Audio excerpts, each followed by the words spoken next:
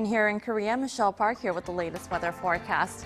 The snow has cleared out, but temperatures have dropped compared to yesterday, and currently the winds are strong at 6.4 meters per second. That means the wind chill is down to -5 degrees. The wind chill is expected to drop even more throughout the day, so make sure to bundle up before heading outside. The cloudy skies have now mostly cleared and bringing out the sun as well.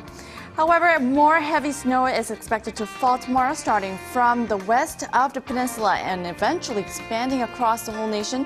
And most areas will see somewhere between 1 and 5 centimeters. And to our readings for today, so it'll peak to 1 degrees this afternoon. Meanwhile, the southern cities such as Gwangju and Busan will peak up to 7 and 10 degrees.